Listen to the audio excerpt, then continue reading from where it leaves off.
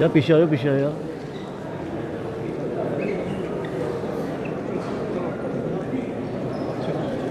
थोड़ा पीछे कर रहा हूँ कैमरे।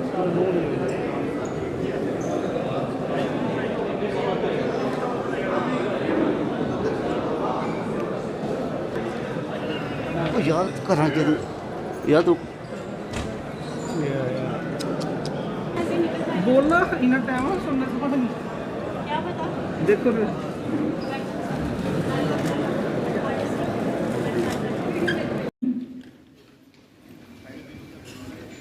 आए हुए माननीय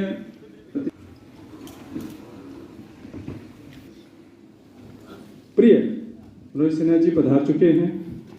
आपके पास बैठे हुए हैं भाइयों इफको बुद्धि शंकर जी अवस्थी पधारे हुए हैं। मिश्र एग्रीकल्चर जी का सम्मान एमडी इसको ही Bharat Bhushan MDO mushroom development officer के लिए अवतार सिंह जी आपने तो आपको आपके हाथों से ये सम्मानित भी हो रहे हैं। भारत भूषण जी एमडीओ कठुआ आप कोऑपरेटर हैं इफको के।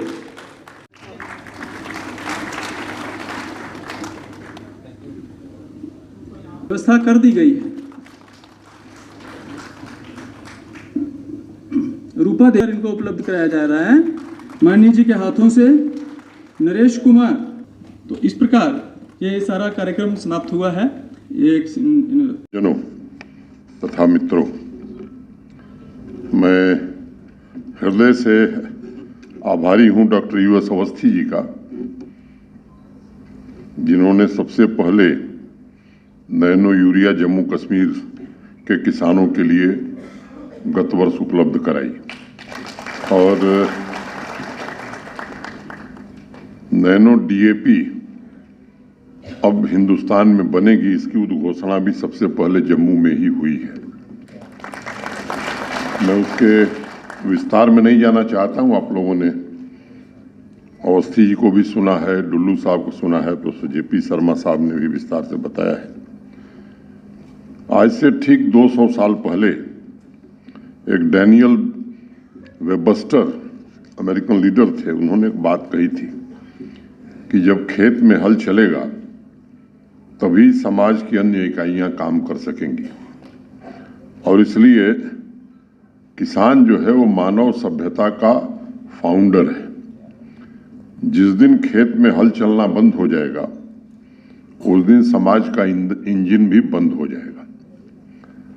ये 200 साल पहले जो शब्द उस समय डैनियल ने कहा था, मैं समझता हूं आज भी वो उतना ही प्रासंगिक है। और कितना बड़ा संदेश छिपा हुआ है। और इसलिए इजिप्ट में अभी यूएन क्लाइमेट समिट अभी संपन्न हुई है, अभी पूरी हुई है। भारत ने एग्रीकल्चर सिस्टम को लेकर बनाए जा रहे ड्राफ्ट पर लंबे समय से हम प्रतिक्रिया दे रहे थे एक देश के नाते, और इस बार भी बहुत खुल करके हमारे देश ने अपनी राय रखी और ये बात कहा कि स्मॉल और मार्जिनल फार्मर्स तथा विश्व की फूड सिक्योरिटी के लिए ऐसी मिटिगेशन नीतियां बनानी होंगी जिसका असर खेती पर नहीं पड़ना चाहिए। मित्रों, आज मानव सभ्यता के ग्रोथ के लिए अधिक अन्न पैदा करने, अपनी आर्थिक स्थिति सुधारने के रास्ते में अनेक चुनौतियों से देश का किसान जूझ रहा है। अगर मोटे तौर पर आप देखेंगे तो कुछ सीधे तौर पर ध्यान में आती हैं, चाहे वो क्लाइमेट चेंज हो, सॉइल की जिसकी चर्चा भी हुई है, गिरती हुई प्रोडक्टिविटी हो, बायोडाइवर्सिटी को जो नुकसान हो रहा है, कृषि के बढ़ते इनपुट कास्ट हों, कंज्यूमर मार्केट की बदलती हुई प्राथमिकताएं हों, क्रेडिट एक्सेस हो, मैकेनाइजेशन की डिमांड हो, और ऊपर से खेती को प्रॉफिटेबल बनाने का एक बोझ किसान के कंधे पर बराबर तलवार के रूप में लटकी हुई है।